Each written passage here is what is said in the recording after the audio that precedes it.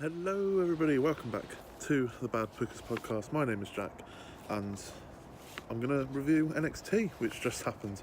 The first time I've reviewed NXT on the channel, except for TakeOver, obviously. I'm at work again, I want a break again, whatever. It's cold as well, so if I start shivering, you know why. To start off NXT, we had the Undisputed Era come out, and the more I see Undisputed Era, the more I love them, because they just look like NWO more and more every week. With the whole, air guitar and the belts, and just the way they strut to the ring. I'm liking it. I get more invested each week, like I said. Bobby Fish is still out with them, even though he's injured, he's still coming out with them, which I think is good. It's alright. Just because he's injured doesn't mean we have to forget about him. But they had their little promo. Each man got a go on the mic, and each man pulled off a decent promo, to be fair, about how good they are and how they've got all the gold. Not all the gold, but most of the gold. 75% of the gold. We then had a match between Adam Cole and Oney Lorcan. I'm not going to lie, I don't know much about Oney Lorcan or his tag team partner. Is it Birch? Danny Birch, is it? If you're wondering why I'm looking down here, it's in my notes, right? Yeah, they had a match. It was a decent match. Adam Cole's ribs were still taped, which just shows we're, what? Is it 3 weeks now since TakeOver? And he's still not 100%, so it's good continuity. But yeah, they had a good match. Obviously, Lorcan was just targeting the ribs, Adam Cole's ribs. We then had, I must say, I forgot to say, before the match, Adam Cole sent the rest of Undisputed Era to the back and said, "Oh, I can beat him on my own. It's only bloody Lorcan." But Roderick Strong and Kyle O'Reilly came out because Adam Cole was holding his ribs in agony on the outside of the ring. Kyle O'Reilly came out and he threw up the X. You know how they do when there's someone actually injured. They throw up the X. It was really weird to see that. But while the ref was distracted with that, Roderick Strong attacked Lorcan, backdrop onto the edge of the ring. What do they call it? Onto the apron. That's it. And yeah, Adam Cole won. He retained his belt. Obviously, he's not going to lose it on just a weekly NXT show. Danny Burch then came out to help Lorcan as their tag team, I assume, or just good friends. And they both just got destroyed in the Undisputed Era. And that was the end of it. Adam Cole retains his title. We then had a tag team match between Heavy Machinery and Sabatelli and Moss. And I know a little bit about Heavy Machinery even. Sabatelli and Moss, I'm a bit less well known to, I guess. But in this match, Sabatelli walked out on Roderick Moss, and that sets up a feud between them two. It's happened before. I know that much. It's happened before. One of them's walked out on the other one. Heavy Machinery won, and now we're going to see a feud between Heavy Machinery and War Raiders, whatever they're called nowadays. So that should be alright. 2 big guys versus 2 big guys. Decent feuds for War Raiders to go in before they, no doubt, go for the tag team titles at some point. We then had a little promo with Dakota Kai and Shayna Baszler. Obviously, last week there was something in the changing rooms, and Dakota Kai walked out because she was scared of Shayna Baszler. And this week it wasn't any different. She didn't want to talk about it. She was shivering, if anything, shivering in fear. And Shayna just came up to her and said, "I'm going to be your worst nightmare." I wouldn't be surprised if they team them up, if I'm honest.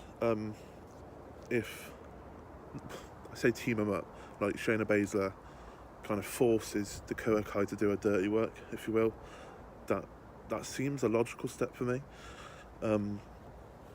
But yeah, I don't really know who would be Shayna Baszler's first feud.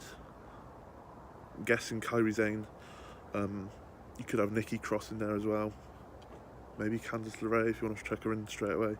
I'm not too sure at the moment.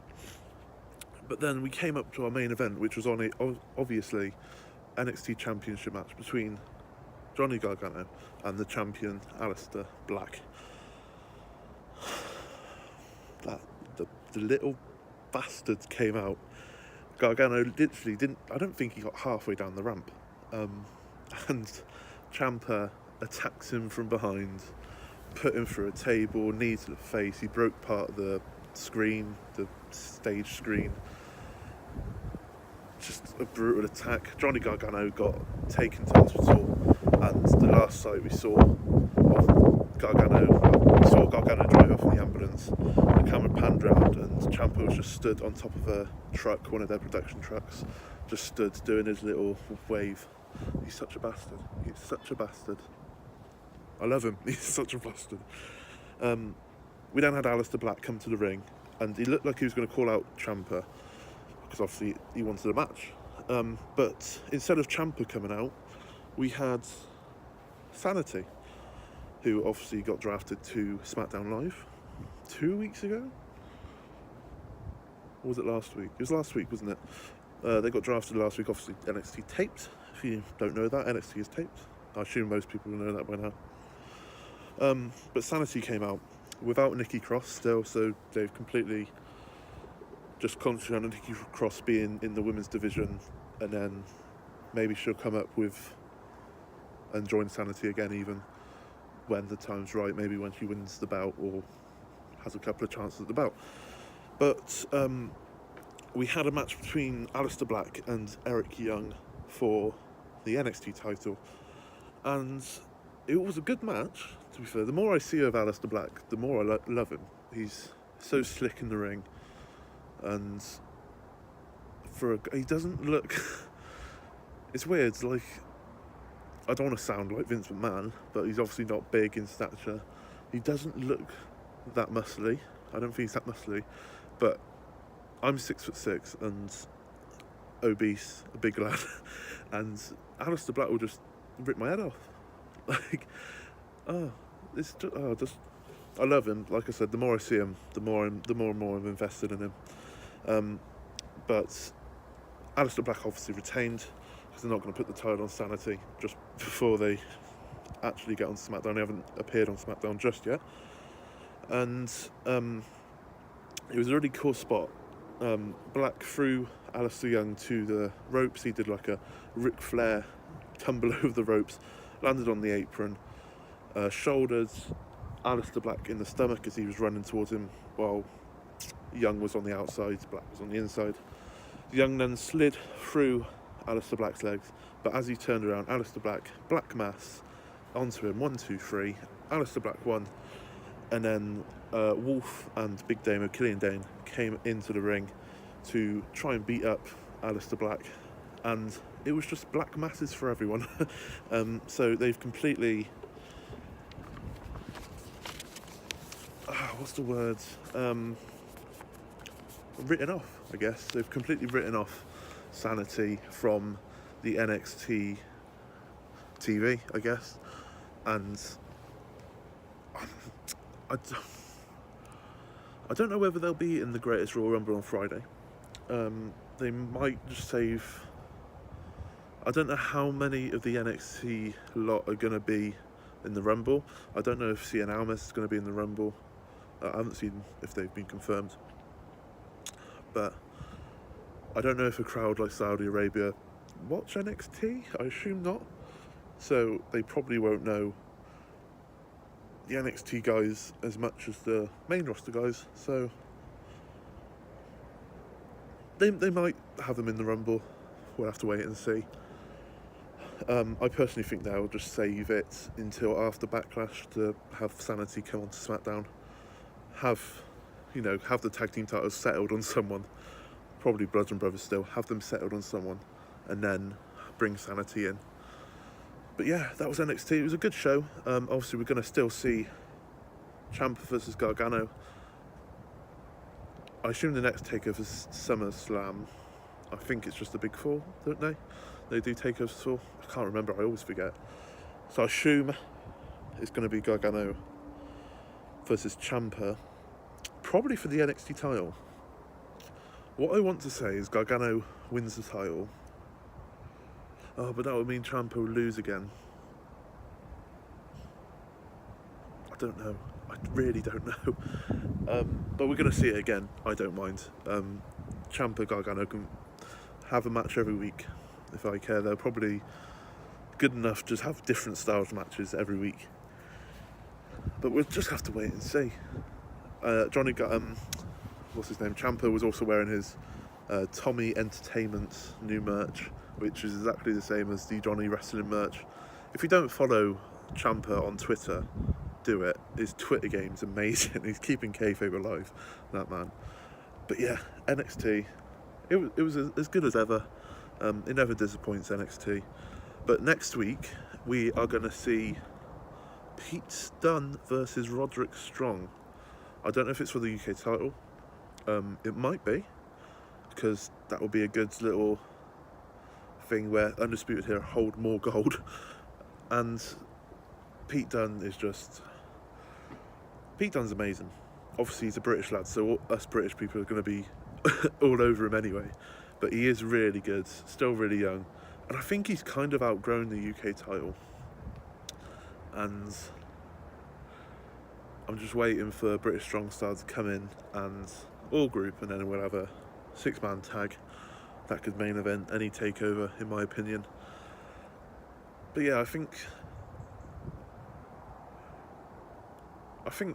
Pete Dunne should be setting his sights on the North American title fairly soon. I think if I was booking it, I would have him drop the UK title fairly soonish. Would they let him drop it before the UK tournament in June? They might do. They might let him drop it, and then you can have him win the North American title in June. I'm not too sure. But I still think he's, in my opinion, he's bigger than the UK title now. And I would like to see him go for the North American title. And then maybe go for the NXT title. And I think we'll probably see Pete Dunne on the main roster next year's SummerSlam. I think there's more call-ups after SummerSlam, isn't there? So depending on how he's booked and if he doesn't get injured, next year's SummerSlam is when I'm going to say Pete Dunne's getting called up to the main roster. Probably after WrestleMania, I would say Undisputed Era. Maybe even SummerSlam. Ooh, I don't know. That's for another video, isn't it? We are recording the podcast tonight, and it should be out at some point on Friday before the Greatest Royal Rumble. So if you've got any questions for us, leave them down in the comments or tweet us at BadBookersWP. And yeah, that was NXT. That's the week of wrestling nearly over. I nearly forgot about the Greatest Royal Rumble, even though I forgot about it.